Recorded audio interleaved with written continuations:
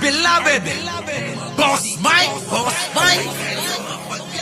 Cervera.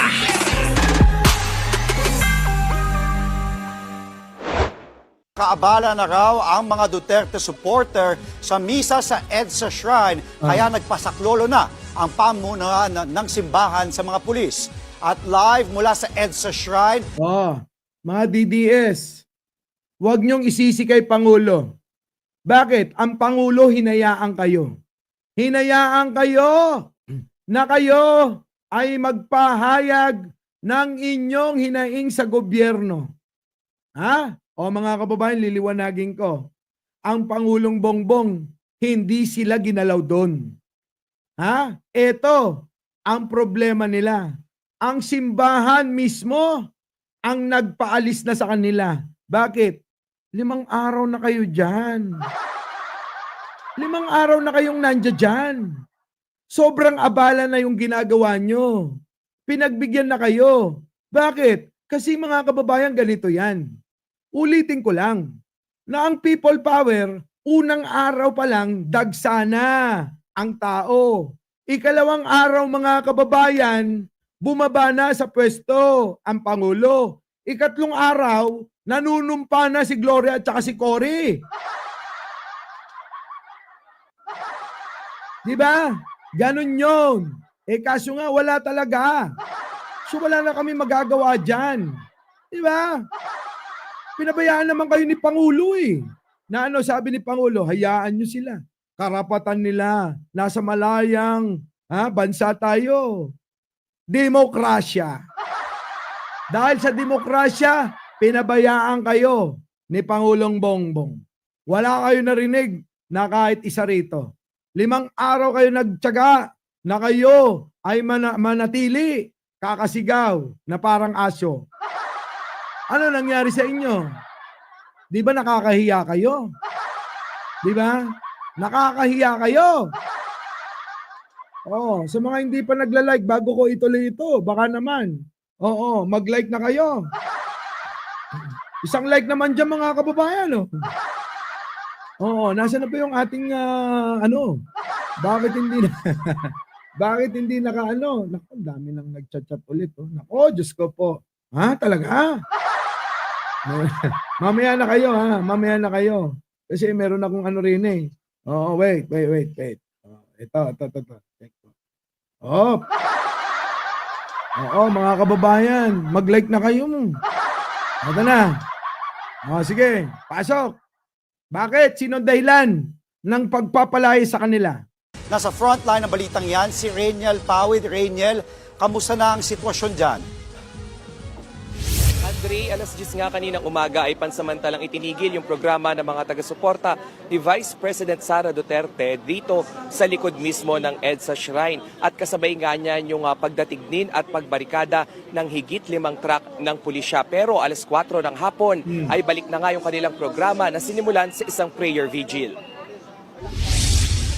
Itong sitwasyon ngayong Sabado sa EDSA Shrine. Kaunti na lang ang mga taga-suporta ni Vice President Sara Duterte. Hapon pa lang mga kababayan, konti na lang. Kung 5 dosena siguro, baka 2 dosena na lang natira. Okay, tuloy. Matatanda ang walang tigil ang... Kita nyo naman mga kababayan yung kanilang dami ha. Ito yung paanan ng EDSA Shrine. Kita nyo, lakihan ko. Ayan mga kababayan, makikita nyo naman. Nakakaya, kita nyo. Ginaganyan nila ang Pangulo. Marcos, drug addict at magnanakaw. Nasaan ang ebidensya ng pagnanakaw nila? Mga kababayan, nasaan ang ebidensya? Hindi ba't ang may ebidensya ng pangdarambong pagnanakaw ay si Sara? Bakit si Pangulong Bongbong ang pinagbibintangan nila? Ayan hindi ba yan pambabastos, pambalbalahura? Hindi nila naiintindihan yung yung pagnanakaw ni Sara.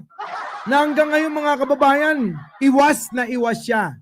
Na sagutin. Saan? Sa Kongreso. Saan? Sa Quad Committee. Yung alin, yung confidential fund na nawawala na parang bula. na ganun-ganun na lang ginawa nilang parang chichirya. Mga kababayan, yan po yun eh. Eh, bakit ang kanilang sasabihan ng magnanakaw ay ang Pangulong Bongbong? Kung meron silang ebidensya, bakit hindi nila isampa? Ngayon mga kababayan, tanong ko, sino ba ang nadidiin at may nakakitaan ng ebidensya ng pagnanakaw? Diba mga kababayan? Sino? Si Pangulong Bongbong Marcos ba? Tuloy. Kanilang protesta mula umaga hanggang gabi nitong nakalipas na araw. Ilan sa mga dumadaing ang Archdiocesan Shrine of Mary, Queen of Peace. Halos oras-oras ang misa namin dito. Kung meron dyan na nagva-vlog, nagsisigawan, may mga speeches, nag-i-interfere yan sa ginagawa namin sa loob. Di nawawala din yung sacredness, yung sanctity ng aming pangapagdiriwang. Yung mga walang respeto yan. Mga kababayan, walang respeto talaga yan. Ganyan sila, mga baboy.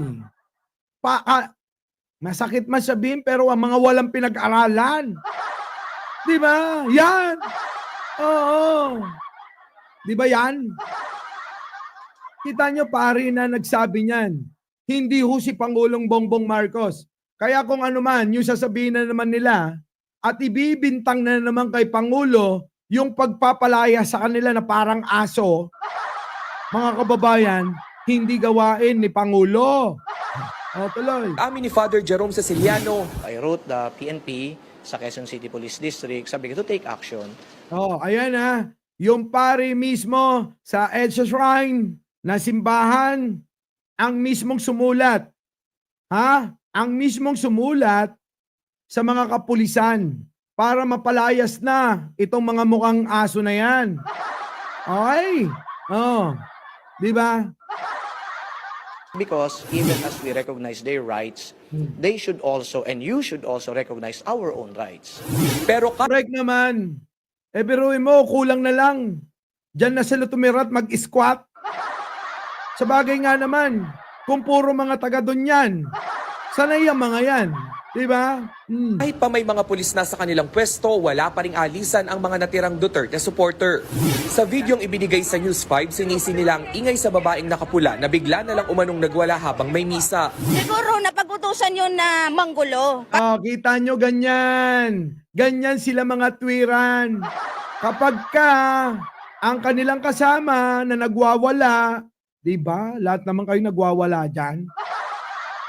Si ate naman napag-utusan, pinagbintangan mo pa yung iyong kasamahan. Ate, hindi.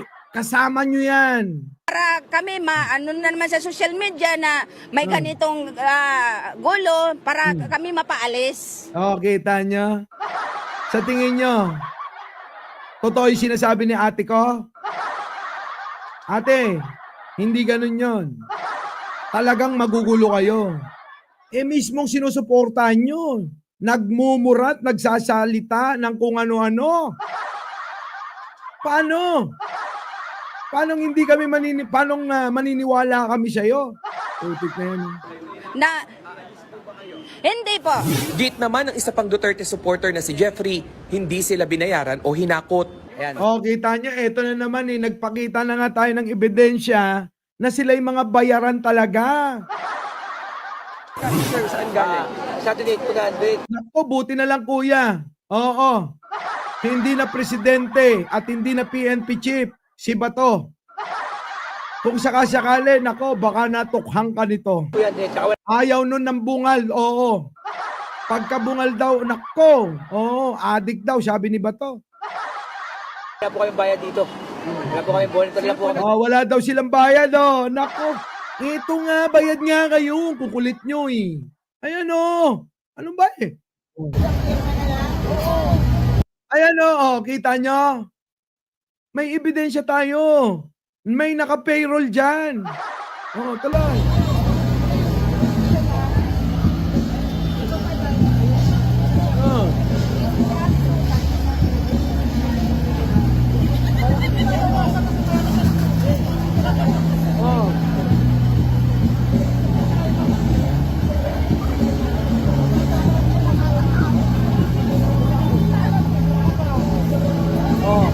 Kuya, bulsa mo na yan.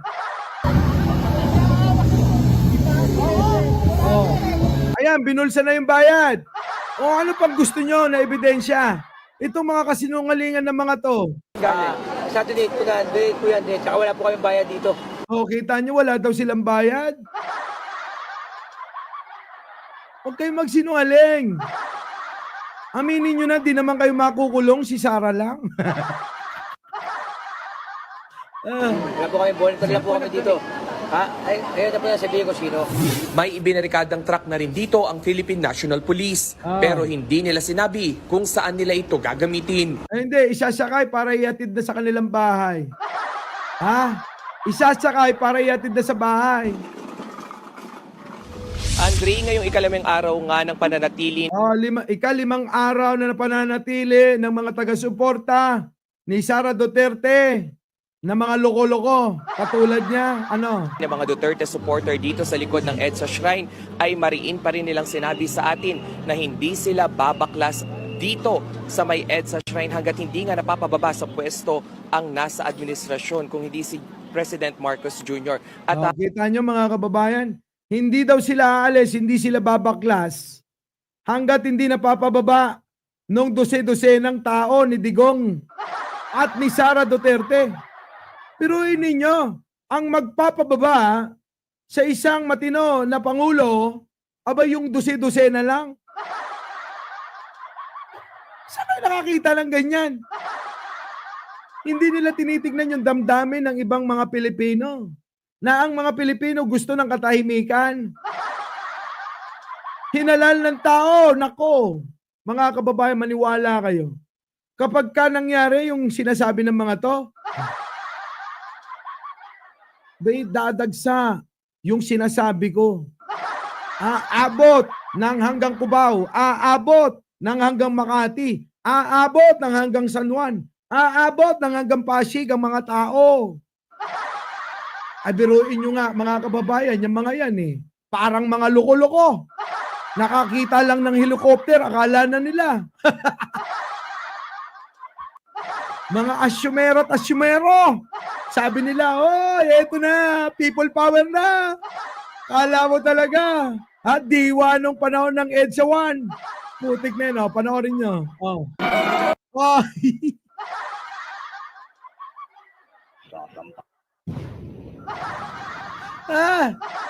Tingnan nyo mga kababayan ha. Eto, panoorin ninyo, nakakita ng mga helicopter. Kala mo, mga barok. Sino nakapanood nung mga barok? Akala nila malaking ibon. To.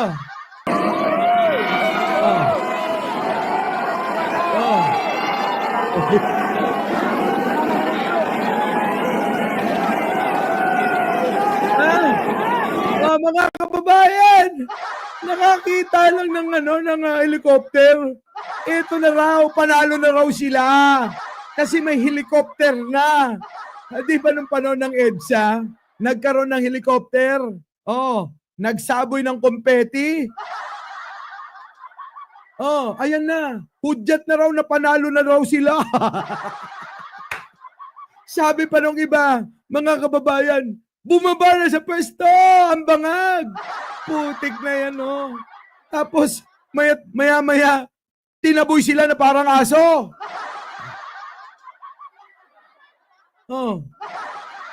Kita nyo, nakakita lang ng helicopter.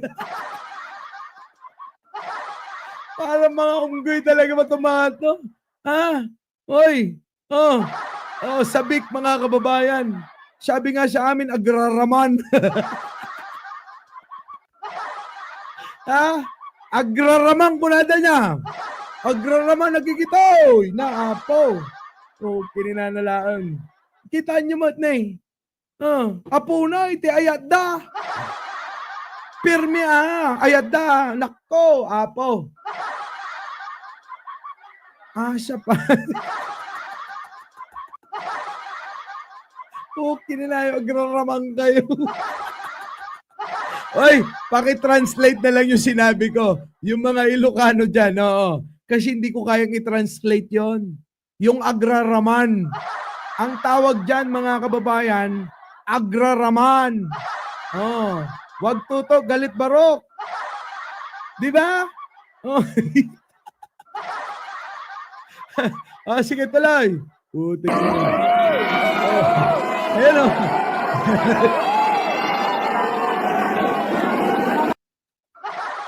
Puta, naalala ko yung napanood ko. Ha? Yung mga yung barok, di ba? Oh, Lucky Ibon. Oh, di ba? Putik na yung mga kababayan. Ganito ba ka-ignorante itong mga taga-suporta ni Digong? Digong, siya mo ba pinagpupulot tong mga to? Ah. Ay, nako.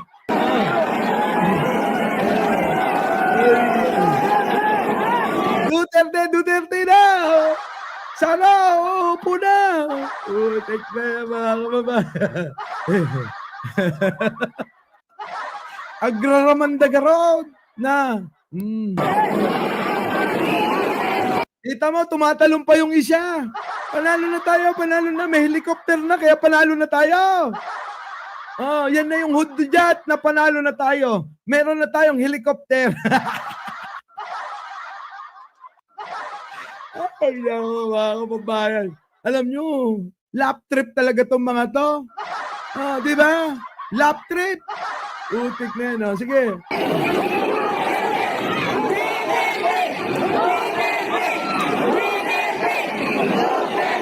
Makita nyo.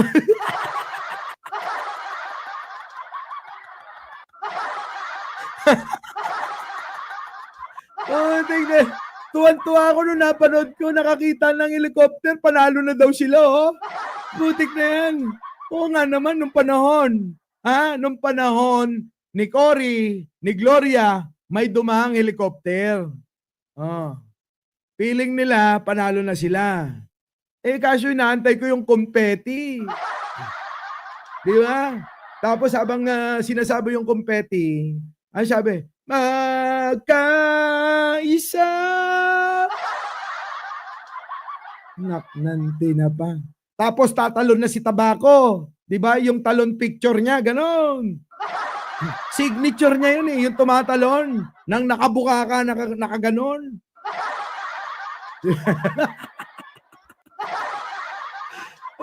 Sige, tuloy nyo.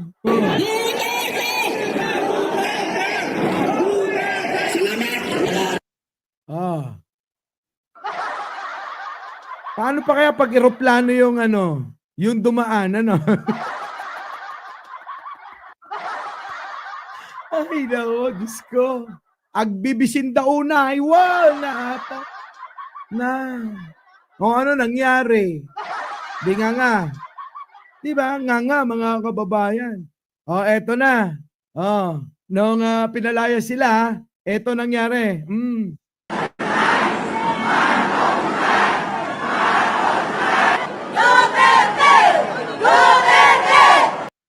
Bilangin nyo, ha? Bilangin nyo, 1, 2, 3, 4, 5, 1 dosena na. Kahit sa 10 sila. 1 dosena, bilang ha. Next. Ano na ba yan? Naku, Diyos ko.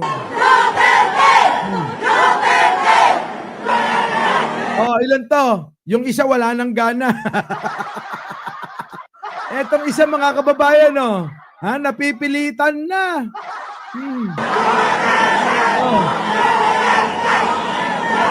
Si Kuya, laban na laban pa.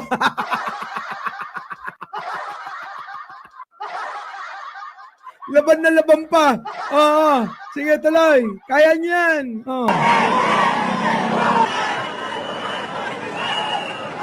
Oy, karamihan dyan, ha? Bystander lang. Hindi kasama. Tuloy. Bonus na sa inyo yan. Mga osyosera. Tuloy. Nako, nanay.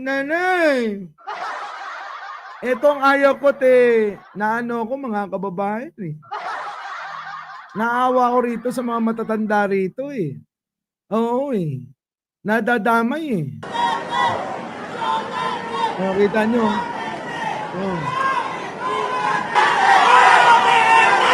Oh, ito, oh, nako, oh, kita nyo. Nauulol eh. Sige, tuloy.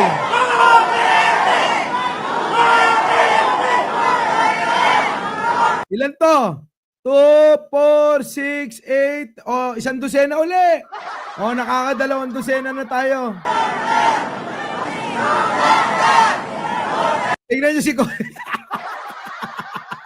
Tignan nyo yung ano, nakasombrero. Oh. Oh. Ito namang isa walang pake, oh. Itong na isang nakasombrero nasa gilid.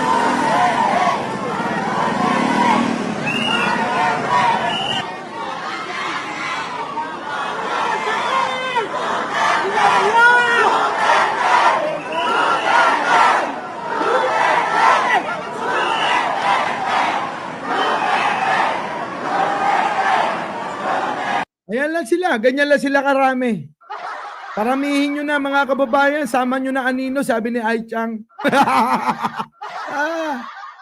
Paramihin nyo na kasama anino ha. Anak ng tinapambuhay yan. Sige tuloy. Baka dumami.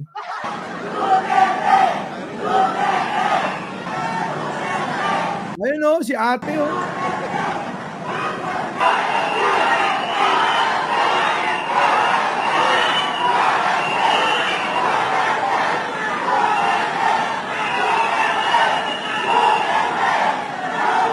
Oh, yan lang sila mga kababayan ha. Kakapraso lang talaga. Yung kanilang taga-suporta. Duterte! Duterte! Oo, mga kababayan. Ano? Ha? Ano na? So wala na. Oh, eto mga kababayan. Oh, burahin lang natin 'tong mga ito. Diyos ko po. Ha, nakakahiya. Nakakahiya mga kababayan eh. Eto, ano sabi ni Llamas? Pasok. Sa EDSA Shrine, build up yan. Malamang hindi pa yan yung main event. Pero nakakaproblema sila dahil nga hindi ganun kalaki yung mga tao at nakikita na yung mga tao, sabi kasi ni Caselli, spontaneous daw yung mga tao pumunta ron. Nakita, dinadala sila ng mga bus eh. No? Dinadala sila ng mga bus. Tapos ikalawa, may mga pack lunch. No? Tapos itong sinasabi nga ng PNP, may bayaran. Kaya hindi nila masusustain yung ganong klaseng narrative. Wala mga kababayan, ayan na. Wala na yan mga kababayan. So ito na nga, nagkatotoo naman, di ba? Pinakita ko naman sa inyo, nanganga sila. Di ba? Wala na eh, wala ng tao. Ubus. Oo, kung may naparadahan lang ako, nag-live ako eh. Di ba? Sabihin ko, manawagan naman ako. Mga ka-BBM, tayo naman dito.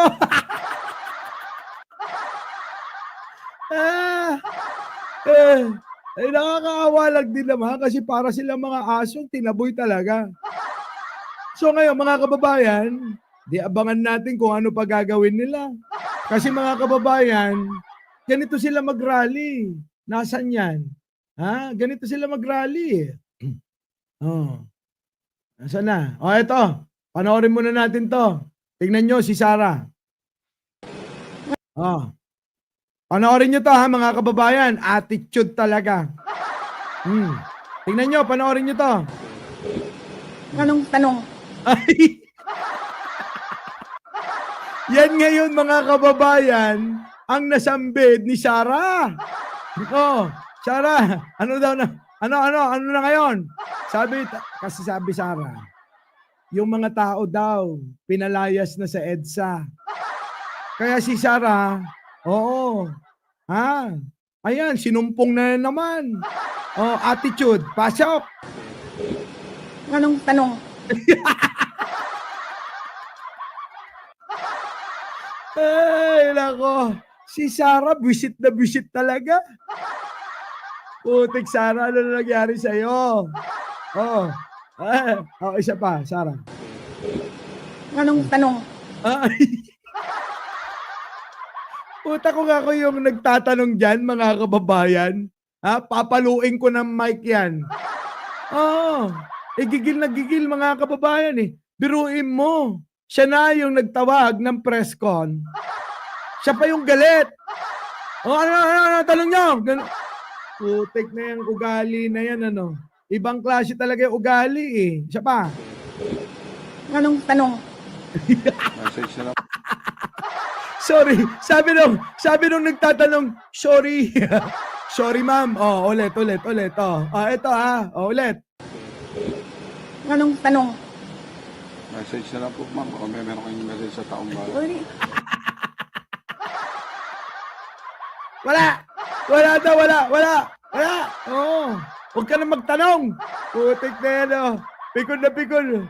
Oo, sabi, sorry ma'am, baka may tanong pa kayo sa taong bayan. Apo. Oh. Oh, yun. Araw-araw, i-date kita. Oh, si Jan Angeles, tinatanong ako. Sabi, baby, alis ba tayo? O di, araw-araw naman kami nagde-date nito. Ganun ako magmahal, kaya maraming umiyak noon eh. Eto na, Sarah. Hoy, Sarah. Oh. Anong tanong? Gusto ko yung reaction, mga kababayan eh. Gusto ko yung reaction eh. Oh, ulit-ulitin natin, mga kababayan. Oh. Anong tanong?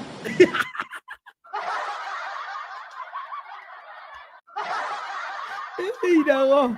Papaluin ko ng mic to. Pag ako yung nagtanong, tapos ganyan isasagot. Putik na yan, oh. Anong tanong? Message na lang po, ma'am. O meron kayong message sa taong bayan. Wala akong message. Walang message sa inyo. Wala eh. Walang nangyari, mga kababayan. Walang nangyari. Anong gagawin ni Sarah?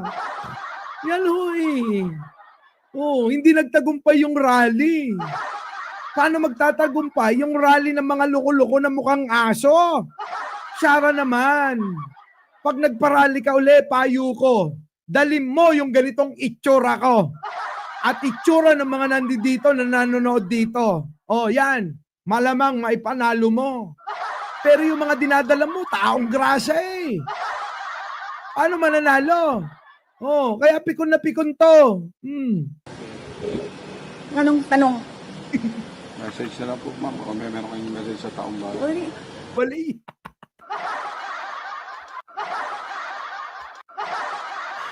Ay, nako. Oh, tanong ko lang sa inyo. Nakita nyo ba si Pangulong Bongbong na nagsalita, naging attitude ng ganyan? Ang ipapakita nila yung mga kababayan, yung mga naglalakad si First Lady, muntik madapa, tuwang-tuwa na sila ron. Pero kita nyo naman yung pinapakita ko, mismong pag-uugali ng busy presidente nyo.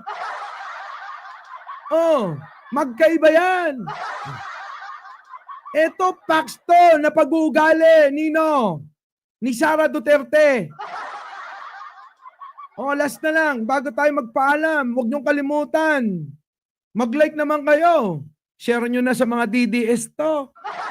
Para nang sa ganon, lalo silang mangisay sa galit sa inyo. Oo. Pag share nyo to sa mga DDS, lalong mangingisay yung mga yung sa galit sa inyo. Isa pa, Sarah, bago ako magpaalam, may date pa ako. Anong tanong? Message na lang po, ma'am. O meron kayong message sa taong bayan. Wala. So mga kababayan, oo, sana'y naging masaya kayo sa ating talakayan. Opo. No? Kita-kita po tayo next live. Opo. Muli, opo, ako po ang inyong lingkod. Sa mga team replay, huwag niyo pong kakalimutan mag-comment. Opo, comment niyo yung mga pananaw ninyo at binabasa ko po yan. Sa mga hindi pa nagla-like bago tayo maghiwa-hiwalay, huwag niyo pong kakalimutan yan. Muli, ako po ang inyong likod. Mike Cervera po, lagi nagsasabing, mahalin natin ang ating kapwa, pagdasal po natin lagi ang ating bansa. Magandang umaga, magandang hapon at magandang gabi sa mandako ng mundo. Naroon kayo. Siyempre, magandang buhay na rin para sa ating lahat. Our beloved Boss Mike!